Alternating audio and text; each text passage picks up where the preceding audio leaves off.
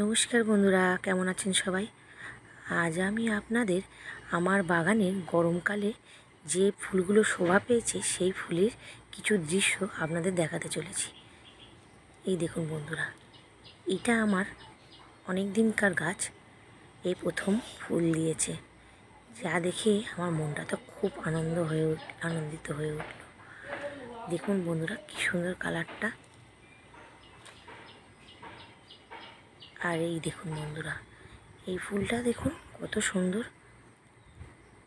এই ফুলটা প্রত্যেক বছরই আমি কিছু যত্ন করি না, অযত্নেই হয়। আর এটা তো দেখেইছেন, এইটা আমি নতুন এনেছি। এই ফুলটার কালার কত সুন্দর। আর এই দেখুন, সবচেয়ে প্রিয় যেটা আমার গ্রীষ্মকালের বাগানে সবচেয়ে বেশি শোভা বাড়িয়েছে, যেটা গ্রীষ্মকালের প্রথমেই হয়েছিল, সেটা তো আপনারা দেখেইছেন। এত সুন্দর লাগছিল যে কি বলবো। একটাই হয়েছিল কিন্তু দারুণ লাগছিল। আর তারপরে এলো ল্যান্টানা সুন্দরী। হ্যাঁ, এর আবার একটা বিশেষতা আছে, 3 রকমের কালার, গিরগিটির মতো রং চেঞ্জ করে। মাঝে মাঝে প্রথমে হলুদ হয়, তারপর লাল, তারপরে রানী কালার। উফ, অদ্ভুত। আর এই দেখুন, আমার পিটুনিয়া সুন্দরী এখনও হয়ে চলেছে, দেখেছেন, গরমকালেও। আর এই ফুলটা তো নাম আমি জানি না, বলেইছিলাম আপনাদের।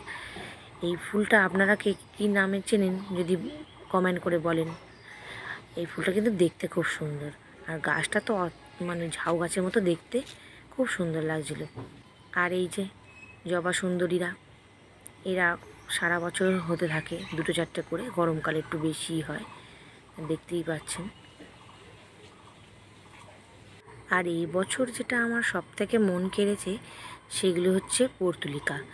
বিভিন্ন রকমের পর্তুলিকা বসিয়েছিলাম, আর সত্যি কথা বলতে মন ভরে ফুল দিয়েছে। দেখুন, যেখানেই বসিয়েছি অনেক অনেক পরিমাণ ফুল দিয়েছে। এখনও প্রচুর পরিমাণে হচ্ছে। সব সময় তো আর সেগুলো ক্যামেরাবন্দি করা যায় না, যখন মনে হয় তখন তুলে রাখি।